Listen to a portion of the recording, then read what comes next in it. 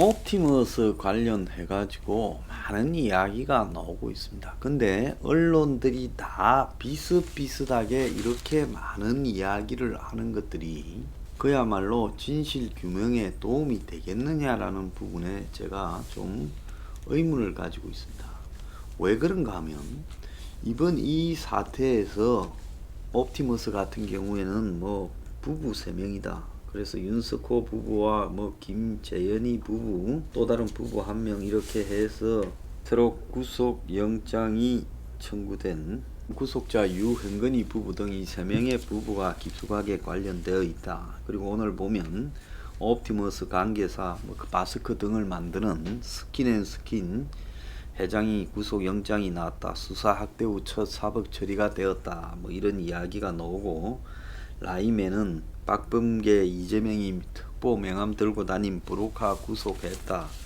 산만하게 지금 물타기가 진행되고 있어요. 또 조선 같은 경우에는 보면 청와대 민정실에 또 다른 옵티머스 창구가 있다. 검찰 수사관 출신의 직원이 연루된 정황이 나왔다. 그래서 이진아 외에 같은 사무실을 있었던 민정비서관 소속 직원이었던 A씨가 로비 창구로 할라했다.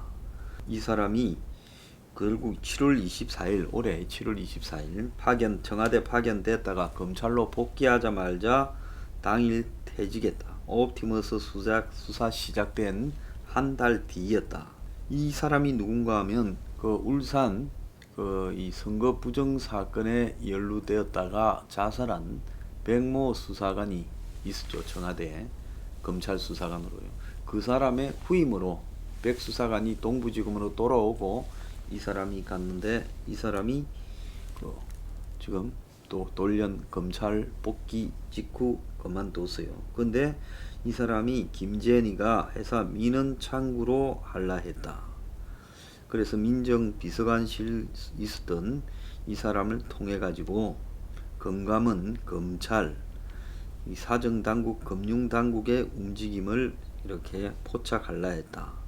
그래서 이 A라는 사람은 옵티머스 핵심 관계자들을 주로 만났는데 김재현이도 만났고 밀접하게 접촉해왔다.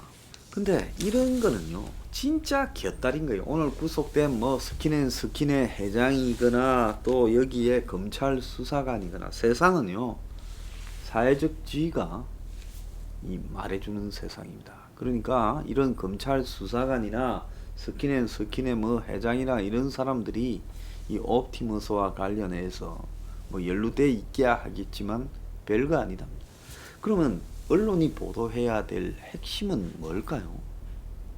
돈을 옵티머스가 사고 난 게 5,151억이고 지금 환매 중단되었거나 그 다음에 환매가 곧 중단될, 그래서 돌려주지 못할 게 대략 5,151억이라고 금액을 확정 짓고 있습니다.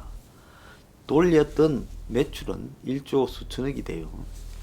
NH가 옵티머스가 사기인지 한 번도 확인 안 했다는 겁니다.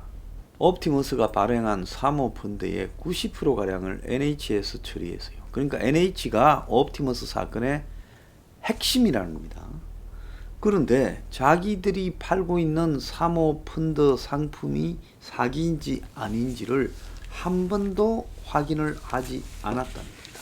투자자들이 1조 5천억의 돈을 총 이 옵티머스로 가는 과정에서 판 사람은 누구냐? NH투자증권입니다. 농협투자증권이죠. 그리고 과거 세종증권이었습니다. 일부는 한국투자증권이 팔았어요. 자, 그래서 판매사를 통해서 돈이 옵티머스 자산운용으로 들어왔습니다. 그래서 김재현이하고 2대 주주라는 게 그 대부업체 한다는 밀양에서 10년 전에 술값 받아도 다닌 룸살롱 이동열이, 그리고 윤석호, 그리고 그 마누라 이진아, 자 그리고 유행근이라고 하는 또 관계자, 그런 사람들이 이 핵심이에요. 그런데 이 돈이 1조 5천억 중에 일부는 이제 돌려주는 대로 썼겠죠. 만기가 된데 돌리는 데 썼을 거고. 그래서 총 5,151억 정도가 지금 부실했는데 이 돈이 그러면 어디로 갔냐? 부동산 개발이나 대부업체 투자 등으로 갔다고 말을 하고 있습니다. 자, 여기서 이제 본격적인 의문, 이 돈이 그러면 다 어디로 갔나라는 부분에 대해서 우리가 말을 하기 전에 NH투자증권이 옵티머스의 재산을 보관하고 관리하는 하나은행에 확인을 한 번도 안 했다는 거예요. 무조건 옵티머스로 돈을 주는 게 아니라 NH증권에서 팔았던 이 사모펀드 판 돈은 이제 그게 NH로 들어오면 NH는 그거를 수탁은행에다가 이렇게 보내고, 수탁은행은 이제 뭡니까?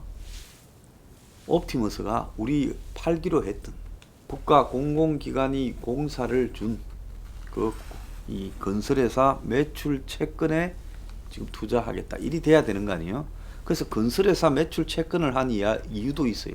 옵티머스 관련자 정영재 등이 이전에 관여했던 게 성지건설 인수잖아요.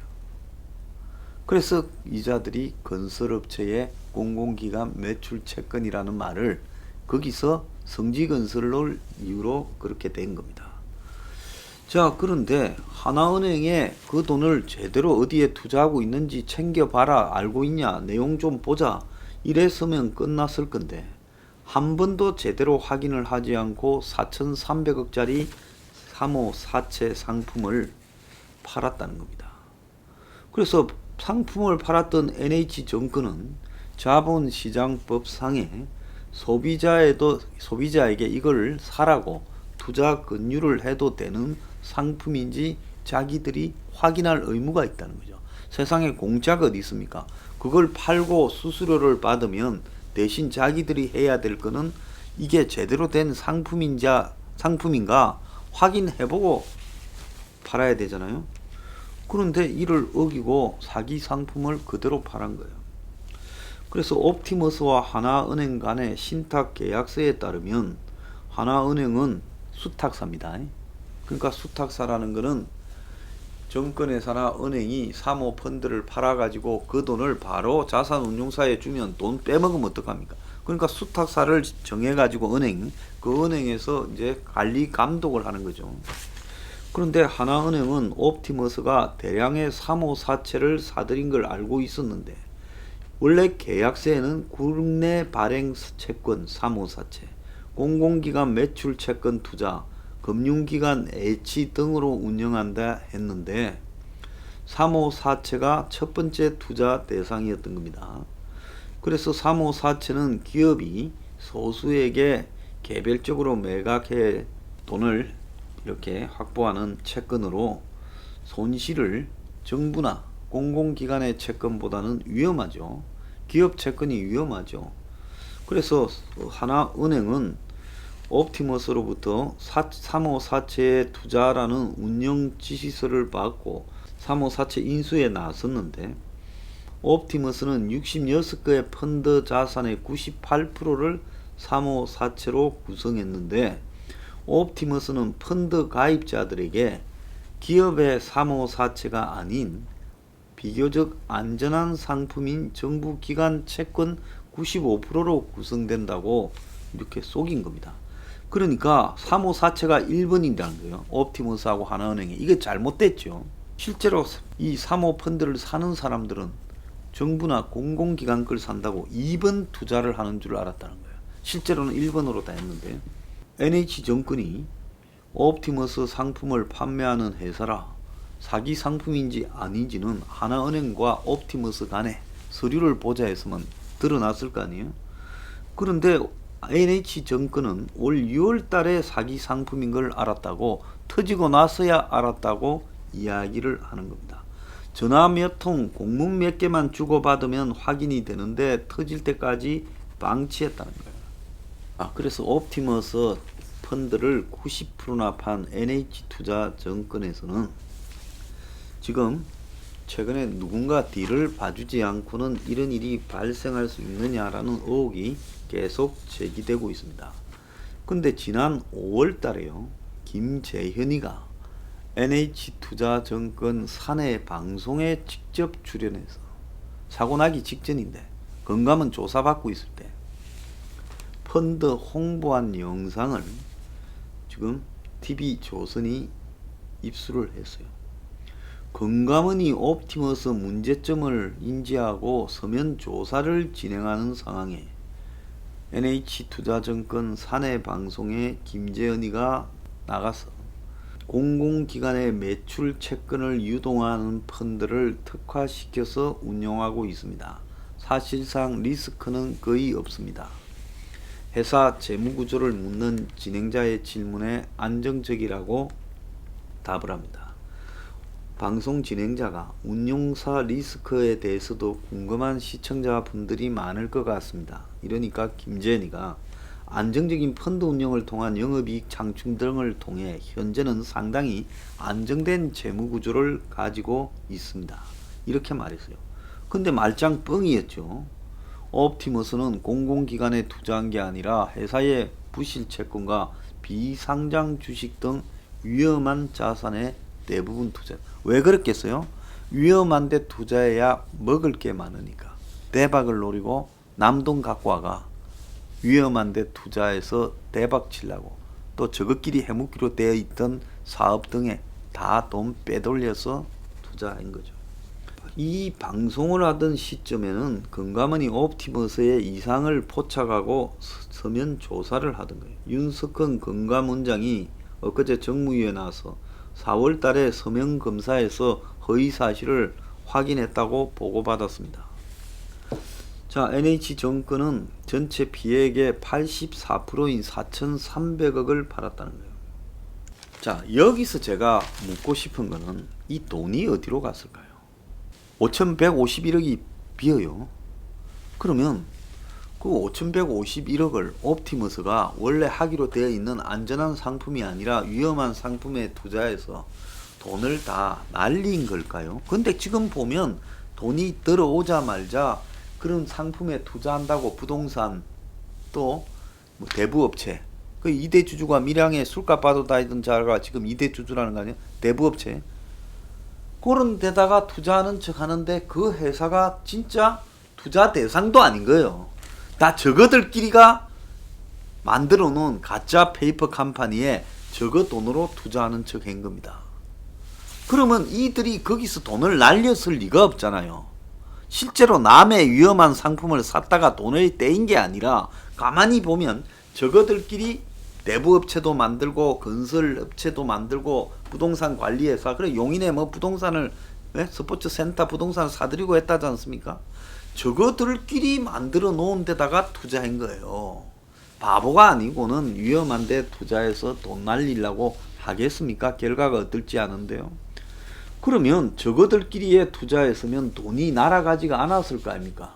어딘가 빼돌려 놨을 거 아니에요. 투자한 척하고요. 그러고는 지금 못 돌려주는 거는 그 투자한 척한 돈을 짱 박아 버렸으니까 돈을 못 돌려주는 상황이 벌어지지 않았겠습니까? 그러지 않다면 이렇게 봐야 되겠죠.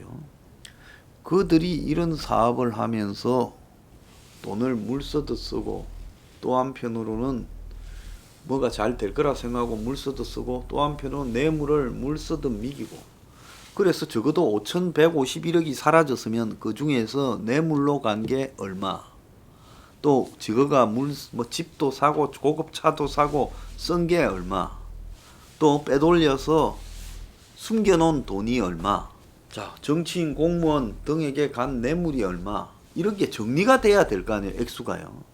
그런데 이 정리는 어느 언론도 보도하지 않고 지금 라임 같은 경우에도 판매사가 보상해주라.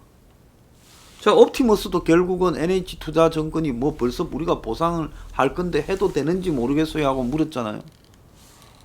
그래서 NH하고 한국투자신탁하고 둘이서 보상해주라 이렇게. 그러면 이 사고난 액수만큼의 돈은 다 어디가 한다는 거예요. 보상은 여기서 판매회사에서 해주면 그 돈이 어딘가 어떻게 갔느냐를 다 추적해서 돈을 갖다가 먹은 돈이 뇌물이 얼마고 다 정리를 하고 이것부터 정리한 다음에 그 다음에 보상 책임이 나오는 거지요. 그런데 이게 되기 전에 보상부터 이야기하고 어느 언론도 5,151억이 어디 갔는지 보도하지 않는다? 이게 말이 됩니까? 1조 6천억이 피해가 나서 옵티머스 3배예요. 라임도 돈이 어디 갔는지를 지금 확인을 하고 물어주라 해야죠. 금감원이 자꾸 물어줘. 누가 금감원에 물어주라고 하느냐. 금감원이 스스로 그러는 거 아닐 거라고 봅니다. 그 금감원에 물어주라는 놈이 이 돈을 먹은 놈일 수 있다는 거예요. 사라진 돈. 그래서 옵티머스 라임 돈을 어디 갔는지부터 확인하자는 겁니다. 왜 언론이 이런 보도를 안 하는 거예요?